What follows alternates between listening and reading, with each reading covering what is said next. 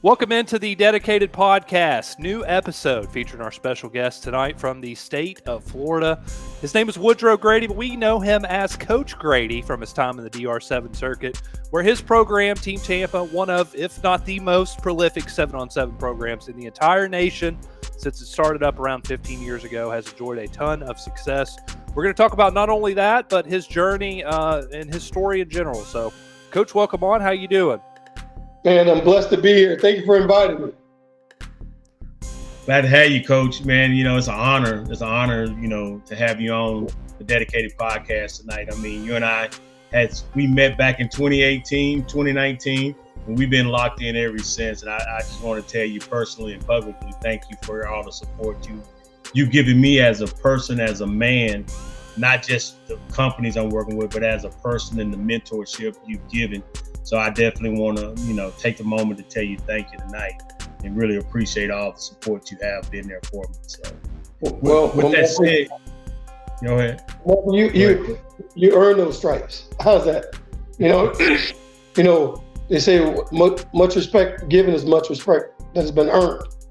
And with all due respect, you put yourself, your company, and your name itself, your brand, and you have brought it down to my attention, but nationwide, everybody knows who you are as well as DR7, right? And that's synonymous with value, integrity. Those are the things that are missing. Those two attributes alone are missing in our business and our industry today. Too often we are, let's be honest, too often we're chasing the dollars, which we all want to get paid. Don't misunderstand what I'm saying. Mm-hmm. But you don't settle based on the integrity of who you are, right? And your ability to be able to work with others and help change lives. That's huge. That's huge. And you're doing a great job of it. No, I appreciate that.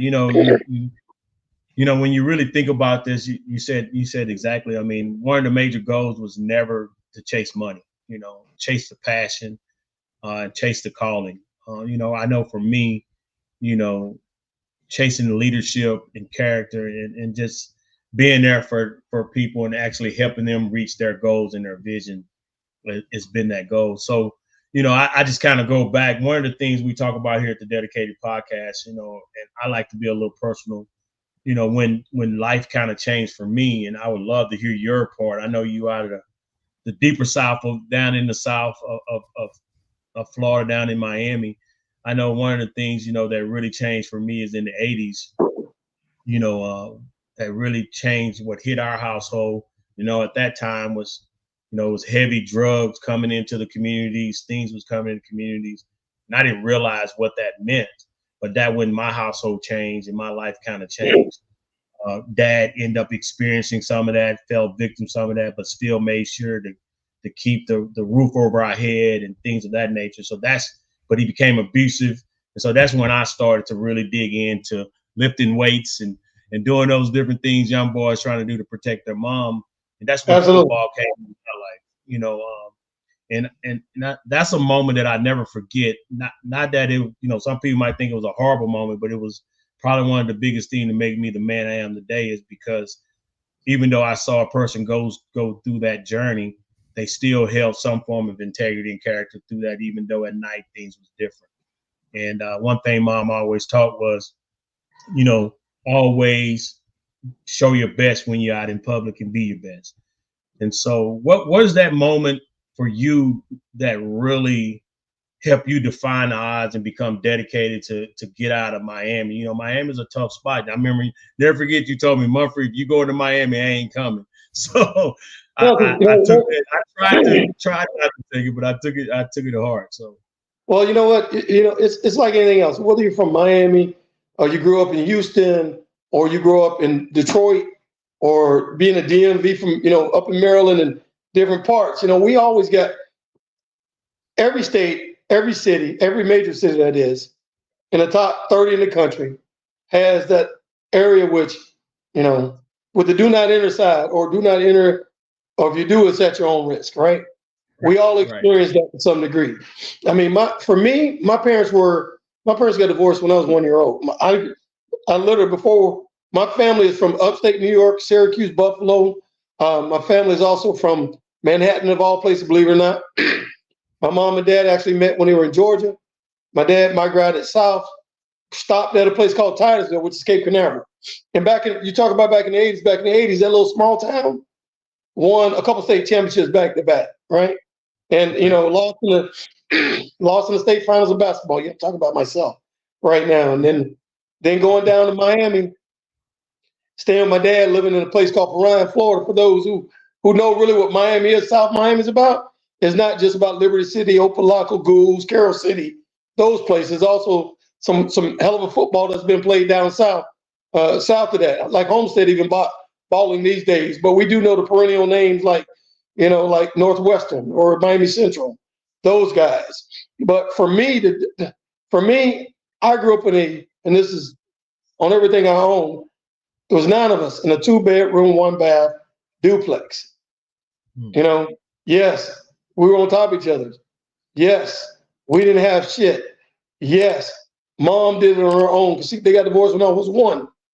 But when Christmas came, we had a Christmas tree looked like 1,000 gifts in it. Right. 1,000 gifts, even though we didn't have anything. Because for me, mom was about making sure, if nothing else, that we were able to enjoy the moment, enjoy your life, enjoy the moment.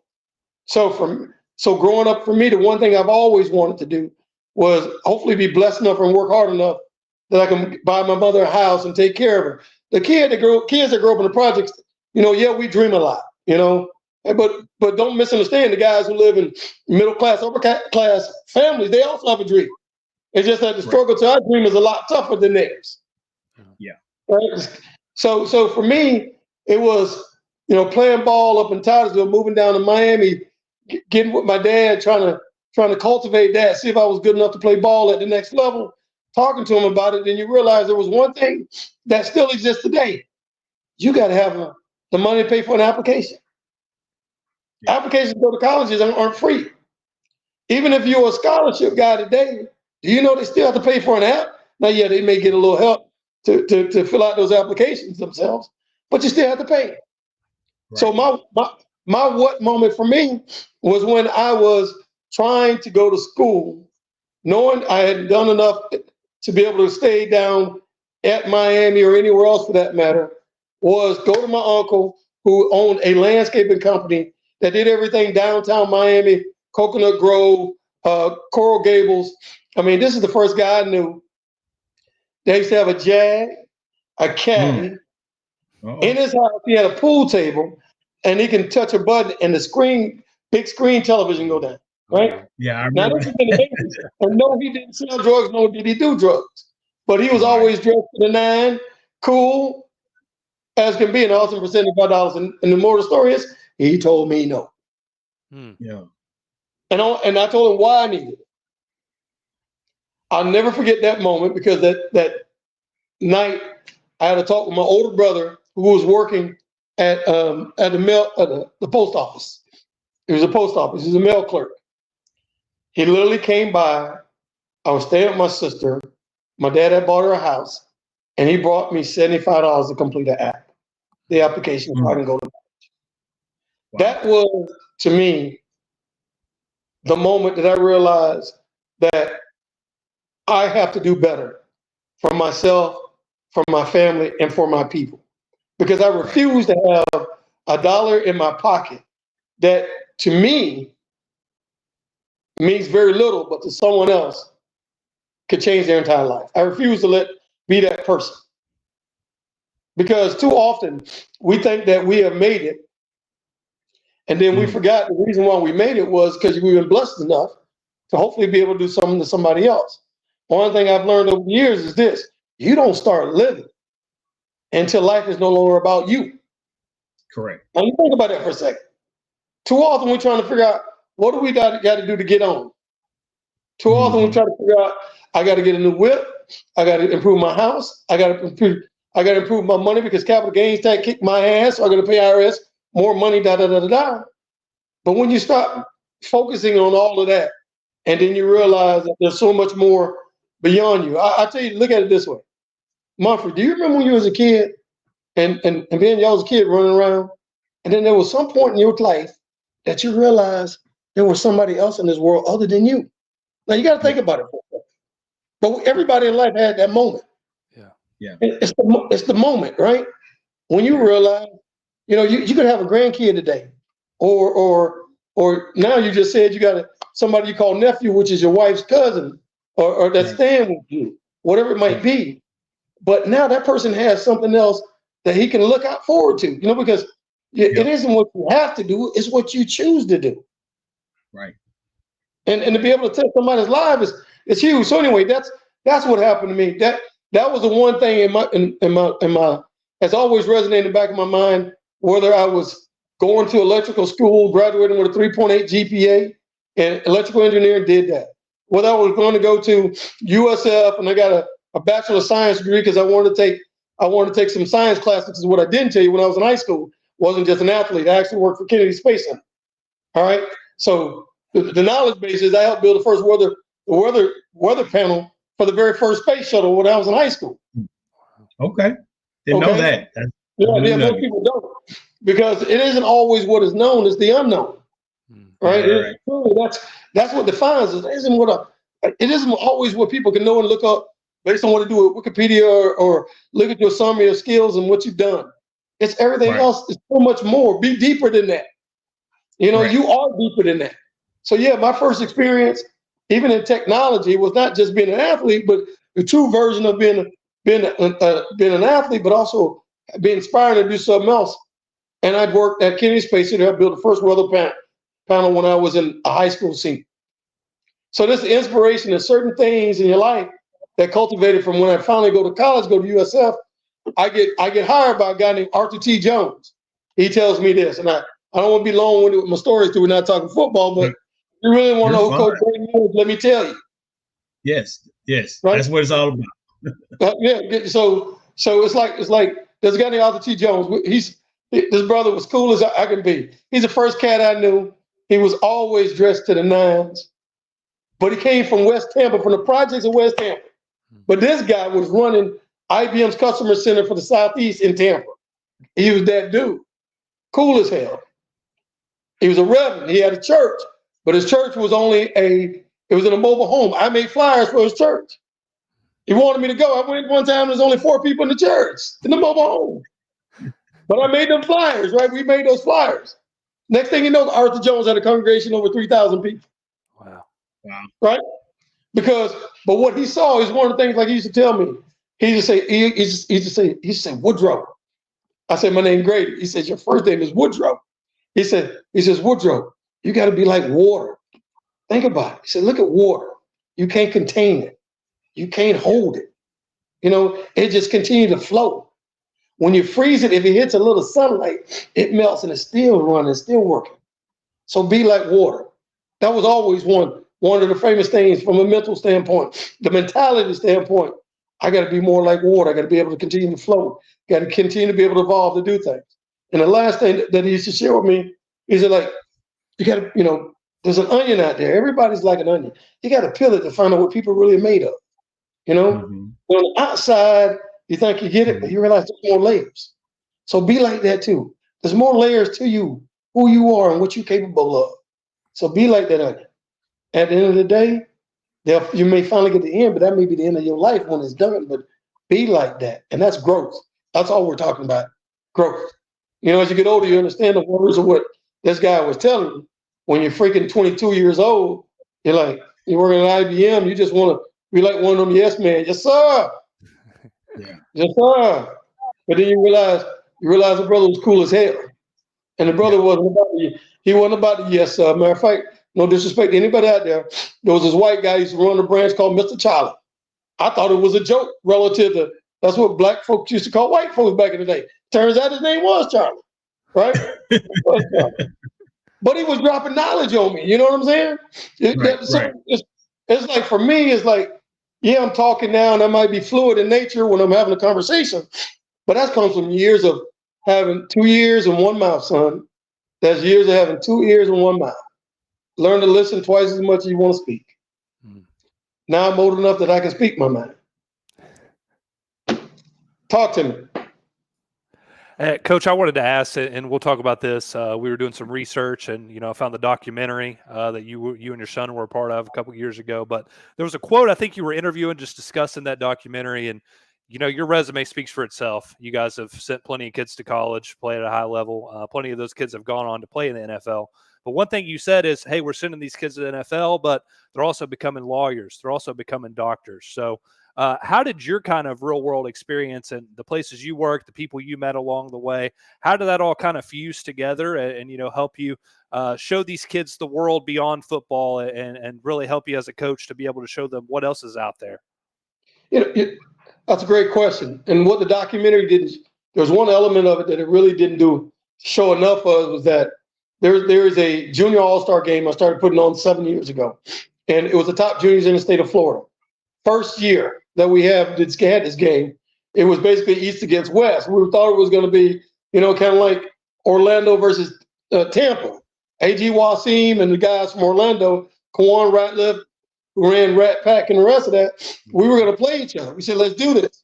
And then when you start looking at the list of names of everybody that they got, it really was the state of Florida against Tampa Bay, because they had any and everybody, like a couple guys I can throw out, like Tyreek Stevenson, who plays corner for the Chicago Bears, or Jordan Battle, who played at Alabama, who started last year as a rookie for the Cincinnati Bengals. But we also had a cat named Dane Belton, who was a two-star recruit with 0 offers, who went on to play in Iowa and now is playing for the New York Giants. I mean, there's a lot more that played in the game, but it became one of those. We had this group, or Tyler Davis, a recent draft pick. Tyler Davis is now with the Rams, using him. But there's a lot more than that to play in the game. But we actually took these guys, even though having a game. One of the things I told them, we got to go to Mumphrey Cancer Center. Mumphrey Cancer Center. I was on the steering committee at Mumphrey Cancer Center. What we don't know as a people, especially when I talk about that, I'm talking about black kids, black folks in general, or minorities in general. We don't understand that what cancer can do or has done to us and our population. We're the last people to get tested for cancer. Right. Truth. There's a lot of socioeconomic factors that go into that. One of them is not being aware or have the knowledge that we need to get screened and get tested. So what I did was, I said, part of our service that we would do was that we would go to Mumphrey. And the guy who was running Mumphrey at the time was a guy named Dr. Lee Green. Very, very articulate brother, sharp, always. Wears his bow tie, suits. Always a good-looking cat. No bullshit. He always on point. Dr. Green helped us set it up. They provide dinner. We did the Auditorium. We brought in cancer doctors who are studying cancer and cancer cells, things that even haven't come out of occurred today.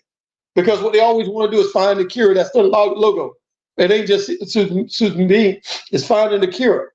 The point being is that we wanted to make sure they understand life is beyond football.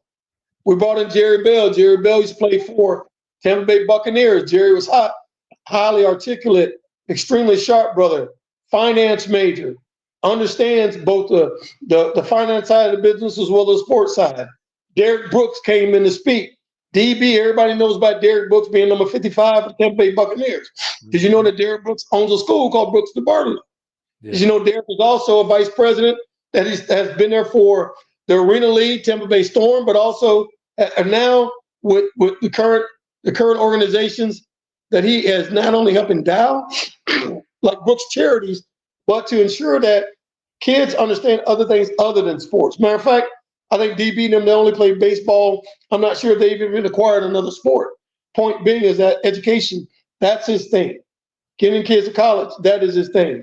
So for me, it's always been about guys and talking to them not only about sports, but how it was over. Hell, take a look at my son. Joshua had a great high school career. We chose Vanderbilt University over the other offers that he had. Why? Life is going to end in sports. What's next? Vandy also played in the SEC. They were the freaking Stanford or Harvard of the SEC, based on academic and that. He graduates with a 3.3 GPA in economics, academic honor roll all day, all year long. He goes to University of Florida his final year, plays his last year, graduates their master's program in 1 year, and takes his NFL exam while he's still in college, which we got permission to do, and he missed one test on his NFL exam. One. He gets a call before the test results come out, and the director called him and said, listen, I'm not supposed to tell you this, but I'm very proud of you. Never told him what his, never said anything else, but I'm very proud of you. You don't make that phone call unless something great happens. The reason why I'm bringing it up, when you talk about trying to help other people ensure that they move forward, I have to start with my own seed, right? Yeah. There was a message to the madness. The method to the madness. Get the education. Garner as much knowledge. It's like the book of Proverbs, right? What is that about Mumphrey? Knowledge, wisdom, and understanding.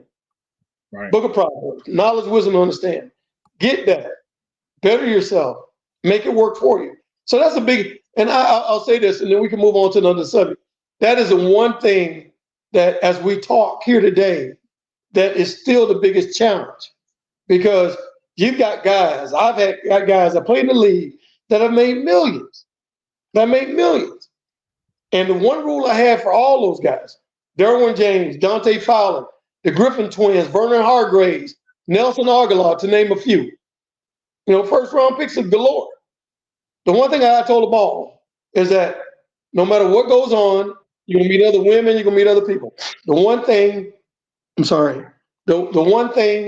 that I ask that you not do, don't give anybody anything unless you give Coach Grady something. And then I told him, well, Coach, what do you want? I said, I want a root beer soda and a bag of barbecue potato chips. So that is all you can do. I've had Dante and I have gone out to dinner. Me and his girlfriend, me and his family could attest to it. They've never bought me a meal, never bought me anything in my entire life. DJ's made $100 million. That's my godson. Never bought me anything. So in order to truly show or truly talk about it, you got to live it. Yeah, we got to walk it, right? Right. But the proof is in the pudding. You can ask any of them. Hell, in the NIL world today, I got guys in the NIL business making $500,000, $800,000 a year. Not one of them has bought me anything other than a soda and a bag of barbecue potato chips, and I don't drink sodas. So what's next, man? What you got? So Coach, so what you brought us right to, 23 first round draft picks. I've seen Team Tampa. One of the things that I always seen is you take care of the kids in the community. And we're talking about legends. I know you didn't give the name, but I'm gonna give the name of legends. So what keeps driving you? Because you're one of the OGs in the 7-on-7 world. And you saw it when you first started, you kind of went through it, and you kind of see what's the difference when you first started and where it's at today. How you see the sport? I know it's kind of gone through some changes since I've came into the game. Absolutely. And quite frankly, that's one of the reasons why my Legends All-Star brand was created, right?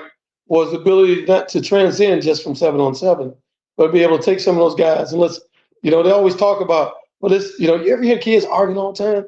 Dude, this touch football, da-da-da-da. Okay, then let's see how it translates to the game. Correct. Let's say I translate the game where you would not just your high school team, but you would everybody else that is supposed to be that guy or inspires to be that guy. Let's compete, because everybody don't get invited to, the Under Armour or the All-American game or whatever you may want to call it, right? They don't get invited to do that. So there's a great opportunity for us to change, to really just change the format and the direction of where we want to go, which is that you guys play football, let's play tackle football. So A.G. Wasim and myself, we chopped it up. We said, let's do an all-star game. And the reason why we did that, as I said, we want to do more than 7-on-7. And I thank God that we did it, because take a look at what 7-on-7 is today. And that was your question, compared to where it was. When we played, we were guys that didn't have uniforms. I can show you a picture. I'm going to send you guys a picture of my very first 7-on-7 team. In that picture, there will be 6 guys that now played in the NFL. Wow. 6 guys. Or was it 9? So I'm getting a little older. I can't remember as well, but I know it when I see the picture. But I can show you the guys that played for me, my very first team, that now played in the NFL. But when we first did it, guys just loved to go out and play. We didn't have the uniforms or doing all the videos or cleats or anything else that. And I'm not sitting here going to tell you because Adidas was a sponsor. We helped Adidas just like I helped IMG. Most people don't know this, and I'll tell you this. You can call Chris Winkie, who's now with Georgia Tech. Chris Winkie was the first AD/coach at IMG. But what you didn't know was Coach Grady was that dude helping Chris Winkie form IMG football by bringing guys down to come in to train, to promoting the 7-on-7 guys, to play in his very first 7-on-7 tournament and get guys around the Bay Area and down in Miami. Because the South Florida Express guys, I love them, won't bullshit, without them. But those guys, this is a good thing. Let's grow this. And, I had some ups and downs with another 7-on-7 organization that was all about the money, that was selfish, that needed money. I paid for their very first tournament. Right. And to this day, with all due respect, don't get thank yous because they wouldn't have been in business without me because they couldn't afford the field or the referees. But I did all of that and didn't look for anything. The reason why I'm bringing it up is this: to this day, it's one we had a deal with Coach. You could be invited to play in the rest of that. But every time when April was working with me and she called, you gave me everything at list price. Now, the only reason why I bring it up is this: it wasn't my inability to pay the money. But when you talk about helping you build something, and then you make a deal with me, and then when it's time to move forward, you got amnesia. Yeah. They always tell you, don't forget where you come from. Don't mean you got to stay there, but don't forget where you come from. So over the years, we went through IMG, helping Adidas extend with their ground roots effort, expand their brand, which has been good. But lately, honestly, I think it's full of shit. Right. I'm disappointed in some of the tournaments that go out there. Why do you think I predominantly play in DR7 tournaments? Right. There's a reason for that. And not just me. There's others that do that. So don't get it twisted, Coach Grady being selfish. Team Tampa, y'all ain't won in 2 years. Motherfucker, I won 7 times. Right. Right. Let's break it down. I guess I'm not home, but if I was home, you see all the nannies on the back of my team. Right. So I don't want to hear that. Don't tell me what's happening, because what's happening is it's like life, it evolves. And the evolvement, what it does is based on, and Deion Cool, he does his shit, but the reality goes that that's tackle football. He's winning, he's doing his thing. But when you're all only interested in getting the views, but don't forget, you gotta have that substance too. That substance is what makes us who we are. And those are the issues I have with 7-on-7. It becomes, I get it. We all want to smile, laugh, giggle, and the rest of that. But at the end of the day, what you want to do is have guys out competing, guys who want to improve their craft, guys that you can talk about, things of which they could do better and how we can try to help you do better. I use this analogy. People talk shit about Cam Newton one way or another, but let me tell you something. Y'all need to put respect on that man's name. How many cats won a league MVP and played at the Super Bowl? Right. How many to help elevate a brand from where it was to where it is? What happened? Ray Lewis, Cam Newton did it with Under Armour. They made it happen. So as much as you may talk shit about a guy, you got to put respect on people's names who went out there and got it done, though, right? Right. Right. So when we talk about only reason why I bring it, we talk about 7-on-7, those kind of activity, when some guys had a fight with Cam up in Atlanta and the rest of that. The reason why I bring that out is, like, regardless of what you like or dislike a person, you go out and compete, and you're also helping to improve children's lives. So at what point do you separate? What point do you separate the bullshit from reality, which is competition? Get out and compete. Help me coach if you can, because you got to connect that at Bethune-Cookman, or you got to connect at Boston College. You got to connect at Alabama, Georgia, Texas A&M, yada yada yada. Florida State. It goes on and on. Miami goes on and on. At the end of the day, I thought our goal as a coach was to help improve and grow kids. Growing based on a knowledge base and an athletic base. We achieved those two things. I did my job. Correct. So that's the only issue I got with 7-on-7. I think that for me as a person, as an individual came from shit, to sit and say that I'm not going to lose sight on what the ultimate goal is. Right. We need the views so that we can have our podcast, that we can have our social sites, that we can have financial wealth, and and hopefully financial independence. That's what we all strive for. But sometimes it takes work. It takes work. It takes more work. Yeah. And that's all I'm saying is that there's not any clicks or anything else that stands in front of the educational part, the academic part of who you are and what you're trying to do and accomplish, and the athletic part about working up, getting up and doing things when nobody's watching. There is no substitute for that. Because everybody is not going to have all the views that play 7-on-7 a day. So I am very selective of what 7-on-7 tournaments that we play in. I don't play in the neighborhood backyard tournaments. They always end badly. Yeah. You can take some high profile guys that play in these other tournaments now come to DR7. They get their ass beat for day one. I say that a lot, Coach. I think they think I just be capping. I'm like, you got to really come play. No, that's what I'm saying. No, but there's so many other tournaments that I look at to say that it's not only the quality of the teams that playing, but it's the atmosphere in which you play. Mm-hmm. You know, it's like you choose to go to a place that you feel warm and wanted to be there. Now, some people say, well, Coach, man, forget that. I don't think I'm here about balling, kicking somebody's blah, blah, blah, blah, blah. I said, yeah, that's true. But guess what? You always want to, when you go somewhere and you visit other people, I believe in growth. I guess that's what I'm saying. I believe in growth. As a kid or a child, the best way I can do it for you is to show you. Let me show you. Let me rap with you. Let me talk with you. And because I'm kind of fundamentally sound. 7-on-7 has gotten too much where kids are talking trash to coaches and coaches talking trash to kids. That's one of the golden rules of which my dad, if he ever saw me talking trash, I didn't want to ever spoke about it. My dad would be like that, right? So I live by that philosophy. I tell my players can talk to players, but players cannot talk to parents, and parents, you cannot talk to players. So 7-on-7 for me has changed so much that it's more about the entertainment value than substance. I believe that you can have both.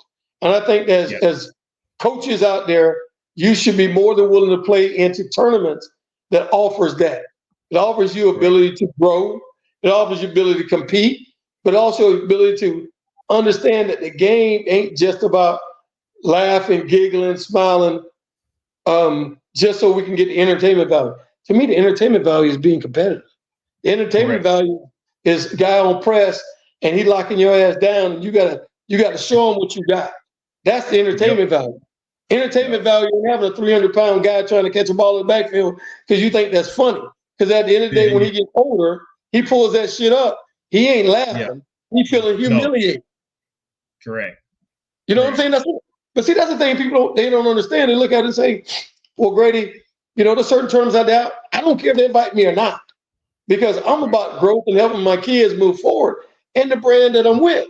But the brand that I'm with don't are part of the same values that I'm in. No, I'm not in. I have no interest. And I'm not concerned. I'm not concerned with gear, because God knows I got enough money to buy my own gear 1,000 times over. And my players. I'm good. I'm good. Right. Next question. That's one thing I've definitely, I came to y'all practices and saw what you guys do for these kids. And it's very humbling. And, the give back that you guys do and the different kids that come from different counties just to be a part of your organization. And they got to try out. And I was just telling Ben, I said, and he doesn't charge them anything. No kids from Team Tampa don't pay anything. Yeah, people don't believe that, though. It's funny. They don't believe that. To this day. It's been 13 years. One of the things I really want people to understand that, a lot of people want to call guys like us or guys like yourself coaching,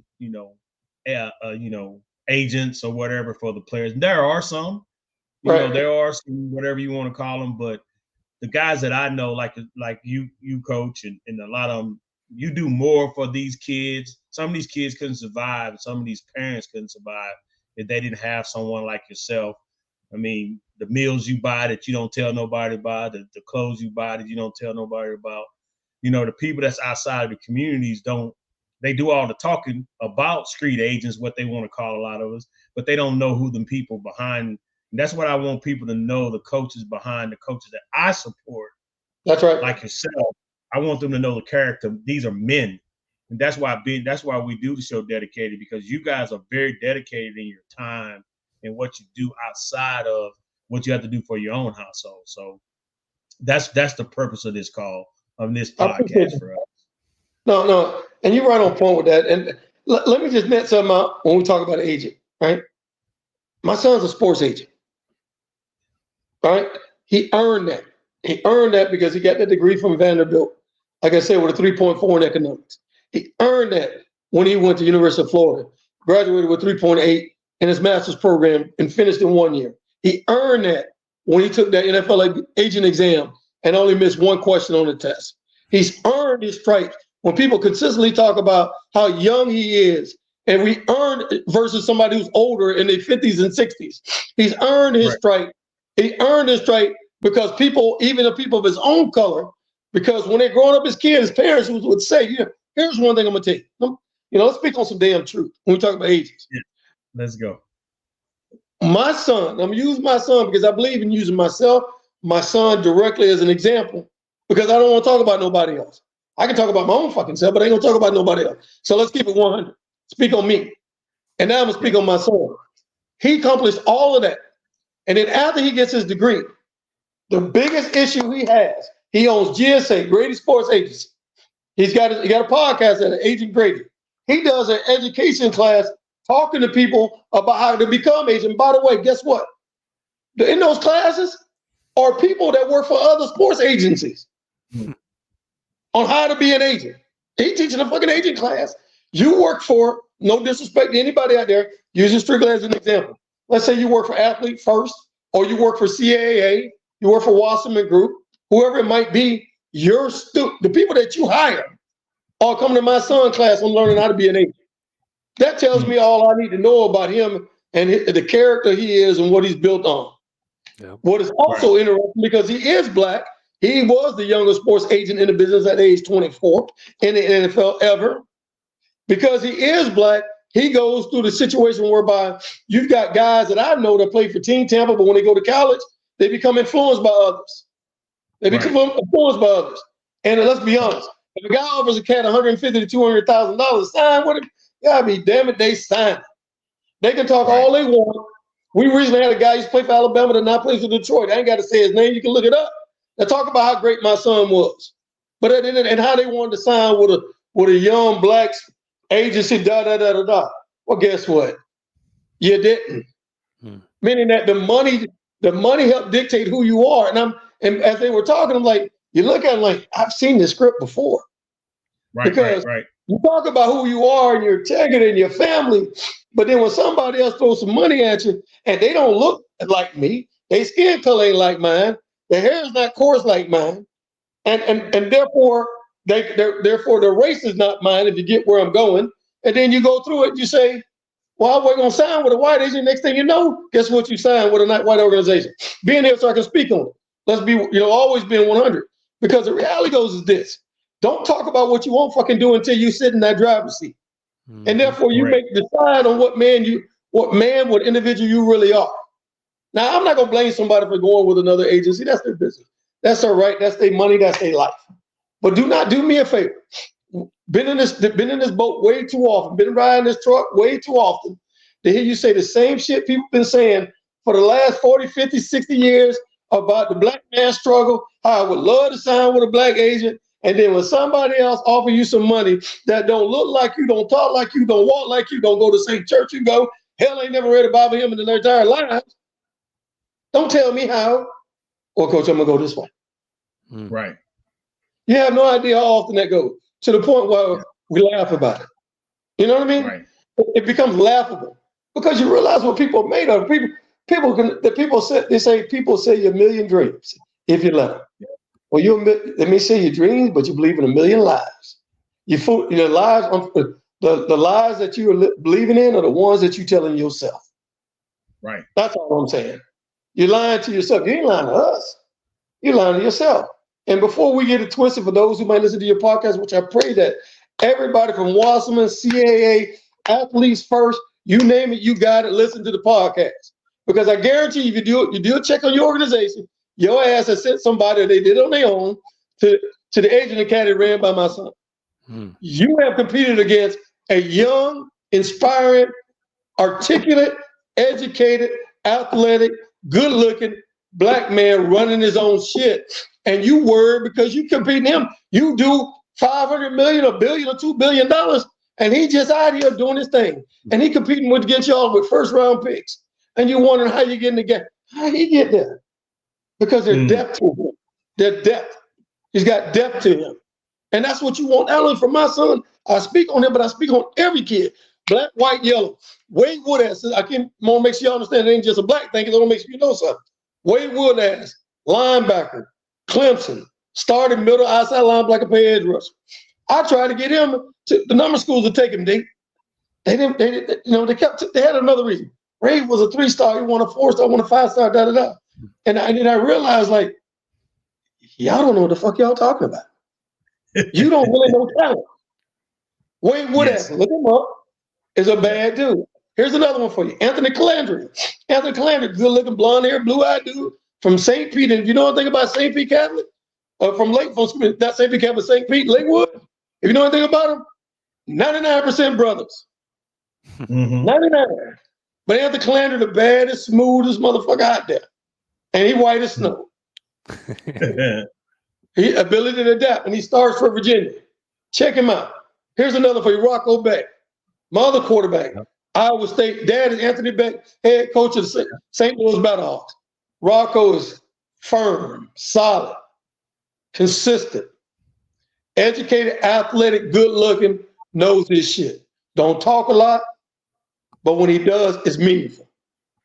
Right. Only reason why I bring that up is this. I don't want to make sure everybody understands. Coach Grady is not just one-dimensional. I'm not just doing things based on the color of my skin, but I am doing some shit based on the color of my skin. But I'm also doing something based on the integrity and the value of the people that work with me or that I work with in general. That, to me, supersedes everything. So it ain't just a black and white. But damn it, I am black. And it's my job to make sure that I help those who look like me, walk like, talk like me. But also, if you don't look like me, walk like, and talk like me, my job is to make sure that you're on point as well. Don't get it twisted. Coach, I wanted to backtrack a little bit. You talked about college and your younger days and all that. I want to talk about how you got into coaching, though. Was that always a thing? Tell us about how you kind of got started with coaching. And was it always with Team Tampa, or did you start coaching, somewhere else, and you kind of went on to found Team Tampa down the road? Well, like every father who thinks he's still got athletic talent himself, we always want to coach our children, right? So, I started out by coaching my son Joshua and all his friends out in Tampa. But the majority of his friends didn't live in the same neighborhood I lived in. So I had to drive all the way to a place we call the Fishbowl. The Fishbowl, yeah, just like it sounds. The streets are named after fish, and it's predominantly lower income. It is what it is, right? But a number of my friends lived there that I've known over the years. My son was close to, he was closer to those who weren't living in our neighborhood than those who were, right? Because the measure of man ain't not best, and it's not a measure based on what he has in his pocket. But again, don't get it twisted. Based on what you got in your pocket, helps you move forward a little differently than most people. Right. Yeah. So I would drive one way 20 miles, 25 miles to pick up 4 or 5 kids to take them back out to where I live to go to practice. So I did that for, I don't know, 6-7 years. I think there was a period of time, and I'll just tell this and I'll move on, that I think in the 4 or 5 years that Josh played youth football, he lost 2 games. They lost 2 games. And there are at least 13 of those kids that played on his team that played college football. So we're pretty happy about that too, right? Yeah. I mean, I'm talking about who can predict that their 11 and 12-year-olds are going to be playing D1 football. It happened. But when I started, did that, and then I mentioned to you earlier, Chris Winkie, Josh was playing for Armwood High School, one of the top 50 programs in the country. He was playing with Armwood, and there's a guy named Josh Newberg, who now works for On3. I know him. Yep. At the time, Josh Newberg was working for Rivals, and then he moved over to 27 Sports. And then now he's at On3 living up in Nashville. But Josh Newberg, Coach Grady, man, look, we're about to do a 7-on-7 team, some flag stuff at USF, and I want you to coach. And coaching it. And I said, what's the name of the team? He said, I don't know. I said, I guess we'll call it Team Tampa. So he asked me. That was the very first tournament, which we had with Joshua and everybody else. We hadn't even practiced. We didn't even really know what was going on. That was the very first one we did, right? Didn't even know what was going on. 3 weeks later, this team with this picture that I'm going to send you guys, we take that team down to IMG. Because Chris Wickett had been calling me. We had been going down. Chris Wickett had called me. We took a team that had guys, not just named, some made it college, some played in the pros. They had Nelson Aguilar, Dante Fowler, Matt Jones, Eric Striker, bad dude. Look up Oklahoma. Matter of fact, y'all from Texas, look up the Oklahoma-Texas game with Eric Striker playing linebacker for Oklahoma. Look that up. I'm not sure it was Colt McCoy or one of them, but Striker hit him so bad he did a flip in the air. Yeah. From the quarterback, he just landed on his head. So he played in that game. Vernon Hargraves, who you know, Vernon Hargraves played on that team. A guy named Liam McQuay, whose dad was the first black football player for University of Tampa back in the day. He played on the team. Liam played at USC at a winning interception in the Rose Bowl. Sam Darnold was a quarterback, and he played with the Kansas City Chiefs. And the other one, I would say, is a guy named, as I'm thinking about it, is a little less known, a guy named Brian Poole that came out of the Sarasota-Brayton area, who was an Under Armour All-American that played at Florida, but he wound up playing and starting for the Atlanta Falcons. Those guys, we played in a tournament down at IMG, never practiced, didn't do stuff. Never practiced, and we whooped everybody's ass. we ain't have stuff on our arms. We ain't have signs. You do this, you do this, you do this, you do this. Boom, boom. And draw it up in the dirt. Bro, we did that. That's called a coach booty coaching. That's Ricardo Watson coaching. Yeah, I ain't got a script. I'm just gonna tell you what to do. But in any case, so that was back in 2008. I got to give Josh Newberg the credit because Josh was a motivation factor. He knew me. He knew what I was about. He knew that all the kids in the Bay Area rallied around me, and he also knew that I was supportive of all the kids themselves. You know, a lot of kids I just talked to you about didn't have money, didn't have a pot to piss in, so somebody had to help, right? And I guess that is one of the things. Like when we talk about Team Tampa, now you don't pay anything. Dude, I ain't been paying shit since 2010. Have I easily spent $1.5 million, $2 million on the sport? Wow. Easily. Yeah. No, easily. So anyway, so that's how I got started. And then Team Tampa just kind of grew from there. And now it's not like everybody else. You know, there's so many teams that are out there. Everybody and their mama want to have a team. Right. They do. And I get it. There's a lot of kids that want to play ball. But if you don't play ball and just have a core of who you are and what you want this organization to be, there are going to be leaks. There are going to be challenges that go up and beyond. Like, I don't play the fighting. We've had one fight in 15 years. Right. One in 15 years. And that was at the end of the game. We got our ass kicked. It was one of Mumphrey's tournaments. Yeah, that was in 22. Yeah, and that's but then we come back. You come back and you still play hard and you do what you got to do in other tournaments. Don't let that shit define you. Mm-hmm. You know. Well, let's talk about that. That wasn't the kid's fault. That was a grown man that was running his fault. It was a coach, and I kicked. And that coach could not come to my national championship because I banned him because I told him to keep his mouth closed. So I didn't mean to interrupt you, but that's no. But you're right. You're right. No, I didn't want you to take that. No, you're right. But you're absolutely right. It wasn't the fact of the kids. You had a grown man cursing, yelling at other kids, and that's when I said before. One of the things I don't allow. I don't allow parents. Kids to talk to parents, and parents talk to kids. That's a disaster waiting to happen. Yep. Because a parent want to show that, hey man, I'm the older one. why are you disrespecting me by talking to me? And the kid looking at you like, you ain't shit. Let me show you, you ain't shit. Right. And that's just the truth. Yep. So I got this thing where parents and kids, they go at it, you got to go. I don't need you on my team. Because that's the first thing that happened. Yeah. That caused a fight. That caused a parent, called one of the coaches to swing on another coach of ours, actually hit a kid, and it was over. Yep. It was over. Yep. But it wasn't the kids. It was the coach that caused that whole issue. It was a coach. I wanted to make sure I got that cleared up. Well, you know what? It's like anything else in life. Kids only do because of the things that they see and hear, and most of that comes from parents, right? What if 80% of what a kid knows, he learns by the time he is 5 years old. So who do you think influenced him over the first 5 years of his life? Yep. More than likely, an adult. Absolutely. Hate is not a born trait. Don't let nobody lie to you on that. You don't grow up hating somebody. Right. We don't do that. So Coach, one of the things that I've kind of noticed in the game, football, and with this 7-on-7 spring season, and maybe I'm pushing it that way, but every other sport has had an AAU model. And I think 7-on-7 is vastly from an elite side.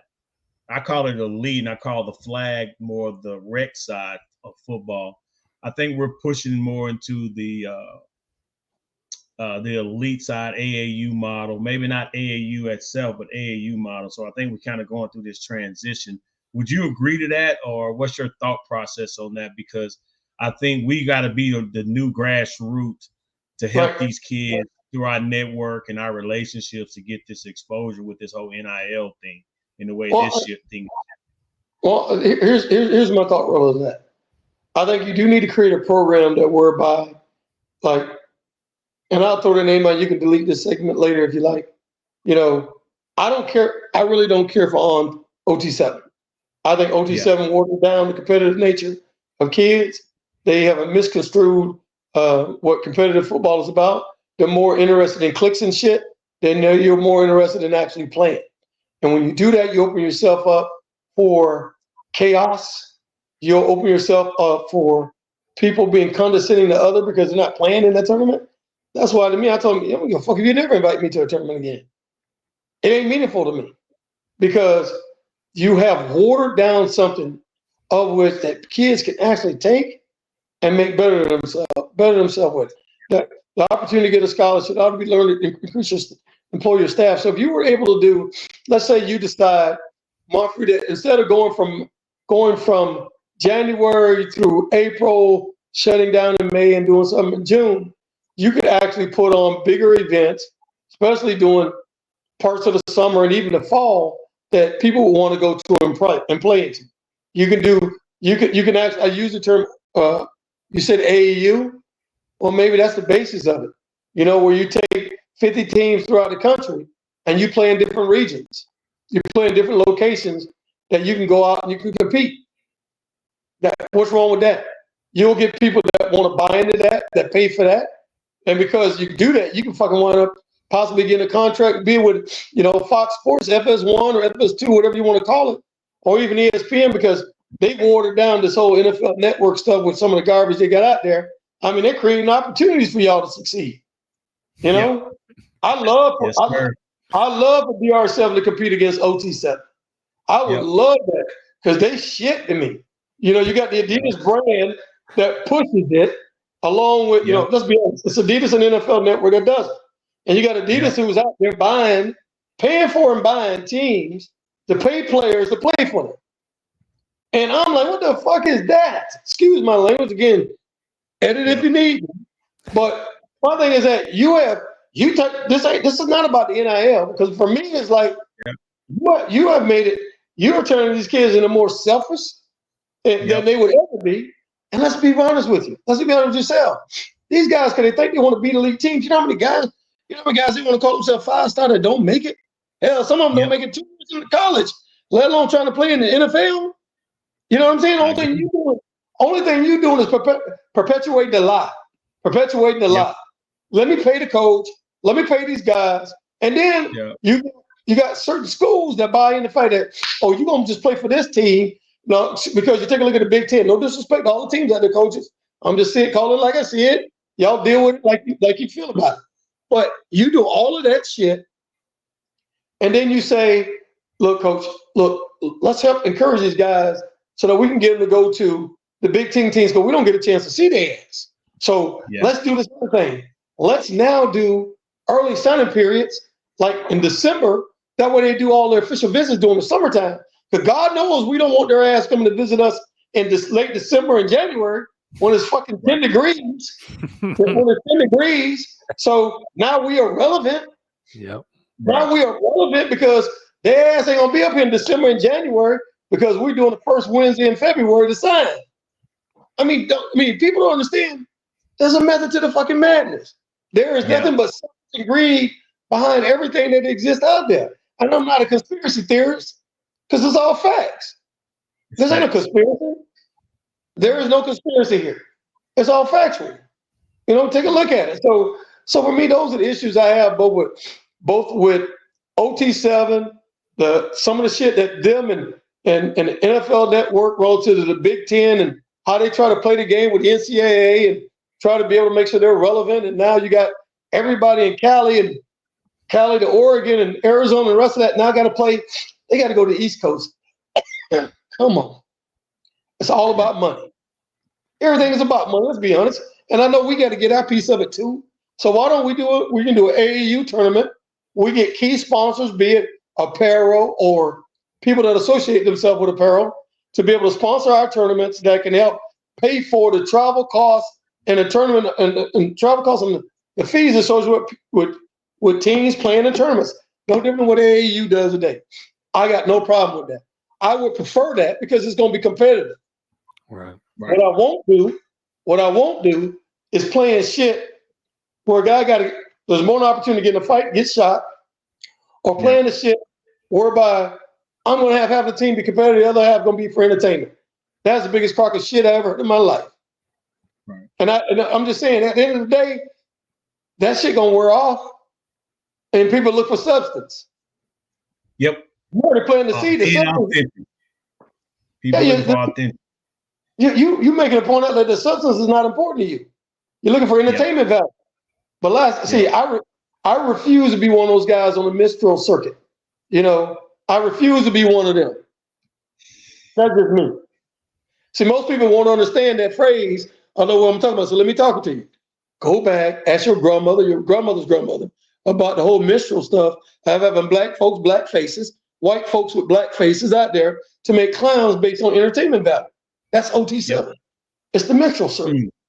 Now, Coach, we got to let you go. We appreciate your time. Appreciate your support from all over the years. You guys have had a phenomenal program, organization. Looking forward to seeing what the future holds.